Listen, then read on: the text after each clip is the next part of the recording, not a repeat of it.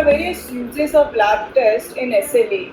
Basically, they are used to diagnose the disease, then to determine the prognosis. So some of the tests are done repeatedly over a few months to determine the prognosis, as well as to monitor the disease activity, as well as to monitor the treatment or the drugs which are being given to look for any toxicities or to modify the dosage and to guide the therapy. First of all the patients' routine tests are done. These routine tests include CBC, that is complete blood count, to look for hemoglobin. Hemoglobin may be low, suggestive of anemia. Then WBC count, that is white cell count. In quite many of the SLE patients are low WBC count called as leukopenia. If there are high WBC count, then it may suggest infections. Then ESR is done. ESR is a marker of inflammation. So most of the patients of SLE have high ESR. ESR is also used during the treatment of the patient. If the ESR and CRP decreases, that indicates the patient is responding to the treatment. The next test is LFT, that is liver function test. Most of the patients have normal liver function test, except in patients of SLE where liver involvement is there, where patient may have autoimmune hepatitis and the liver functions may be damaged. Also, liver function test as well as renal function test are used during monitoring of the patients. The next is RFT, that is renal function test. The main test is the serum creatinine and BUN. Whenever there is a kidney involvement in patients of SLE, then kidney functions are deranged. The next is blood sugar. Blood sugar is done in all the patients, basically to rule out diabetes. And in these patients, many patients receive steroids. So steroids can increase the blood sugars. So monitoring of the patient with blood sugars is important. CRP is something similar to ESR, which is a marker of inflammation. So increase and decrease suggest the activity of the disease. Next is urine routine and microscopy, which is a very simple but important test. Presence of albumin or protein in the urine suggests the involvement of the kidney. Presence of RBCs also suggests the involvement of the kidneys. If there are pus cells, bacteria, then that suggests presence of urine infection. We'll go to next slide. These were the routine tests, and now we come to the specific tests which are done in patients of SLE. The first test is ANA, that is anti-nuclear antibody, done by immunofluorescence. These are the antibodies which are produced by the immune system. ANA is a screening test and it is a hallmark of the lupus. Since almost all patients with lupus have a strongly positive test. ANA is measured in titers or from 0 to 4 plus, depending upon what are the titers. A positive ANA does not by itself diagnose the lupus, since about 10% of normal people or many people with other autoimmune disease also can have positive ANA test. But in patients of SLE, usually it is strongly positive. Then there are various patterns of ANA, and depending upon which pattern is there, you can decide whether other autoimmune diseases are present or whether there is any other involvement of the organs. One is a homogeneous pattern, which is very common pattern in lupus. The peripheral or rim pattern, which is almost again indicative of lupus. The speckled pattern, which is a common pattern, which is not specific, but it is found in lupus as well as it is found in mixed connective tissue disorders. Then nucleolar pattern or centromere pattern, which is an uncommon pattern, but it is mostly associated with other diseases like scleroderma. Then next specific test is a anti-double stranded DNA. Anti-double stranded DNA in high titer is nearly specific to the lupus. It is usually associated with homogeneous or peripheral ANA pattern. and it is antibody is named for its ability to bind to the normal DNA in patient cells. Sometimes the test is positive in otherwise normal or well family members of the lupus people. About 80% of SLE patients with active disease have these tests positive. High titers usually indicates active disease, while low titers indicate quiet disease. Laboratories mention these tests as titers in form of numbers.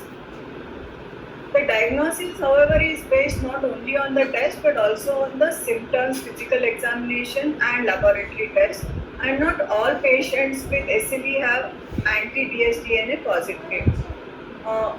Those patients who do not have anti-dsDNA positive can have a related antibody, that is next test anti-SM or anti-Smith, which was named for the first patient known to have this antibody and is associated with the speckled ANA pattern.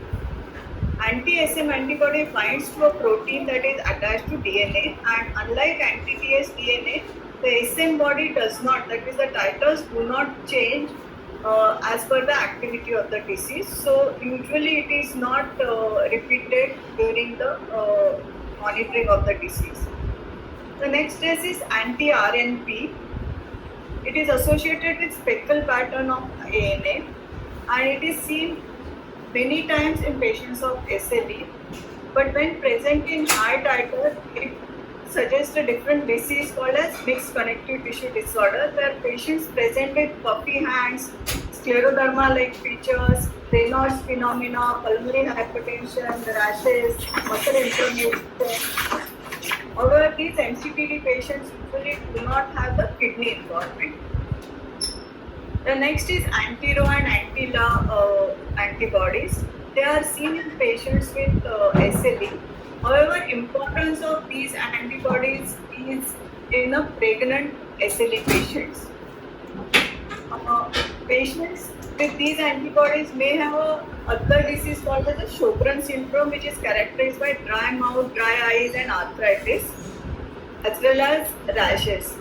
However, as I said, pregnant SLE patients who have these anti-Rho and anti-La antibodies positive, they have chance of getting what is called as a neonatal lupus, where infant can present with transient and generally benign rash and sometimes the blood count abnormalities which last for few weeks. This affects minority of pregnant women up to 20% of the patients, and less than 2% of these infants can develop a serious heart condition which must be treated. Heart condition occurs mostly in children of the women who are strongly positive for these tests. Next is called as antiphospholipid antibodies.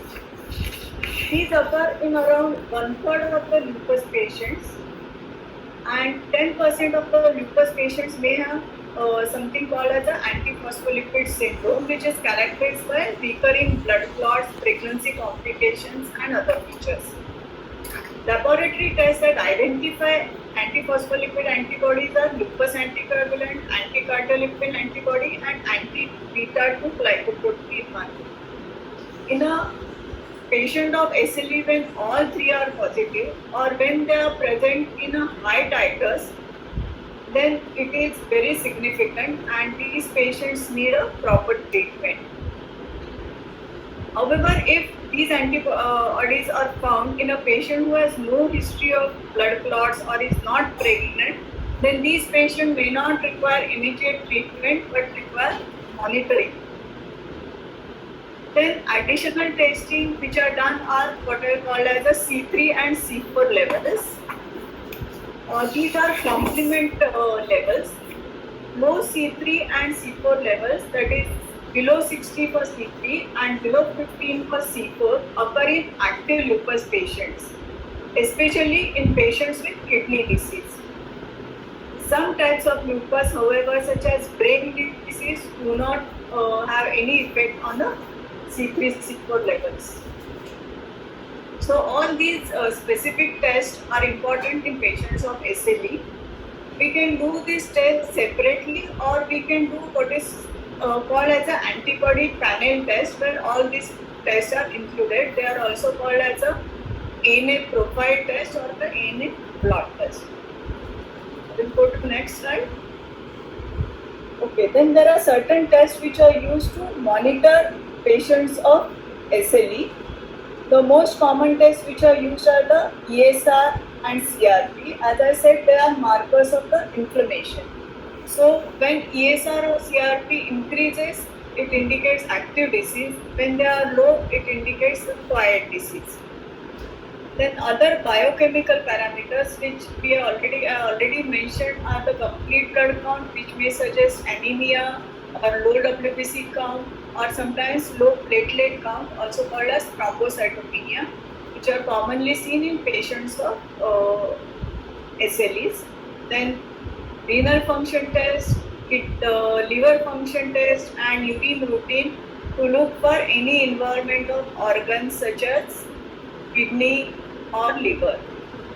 The other tests which we do for monitoring of the lupus patients are the X-ray.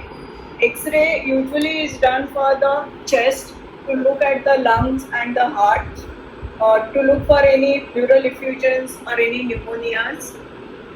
X-rays are also done for the joint involvement to look for any arthritis. The next test which we do is the sonography or the USG.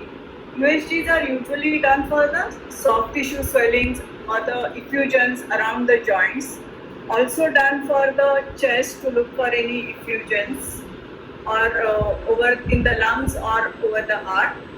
Also it is done for the sonography of the abdomen to look for any liver or kidney involvement. The next is the MRI. This is the scanning which is much better investigation than the sonography to look at the joints as well as involvement of the brain in patients of SLEs. The last test is the bone mineral density. Most of these patients are given steroids. So these patients who are given steroids are at the risk of developing what is called as a weak bones or the osteoporosis. So bone mineral density or the BMD test is usually done to look for the osteoporosis. PET scan is rarely done in patients of SLE, but it is useful where there is any presence of infection which cannot be investigated or which cannot be found by other test modalities, as well as it is used to look for tumor or presence of inflamed blood vessels in any of the tissues.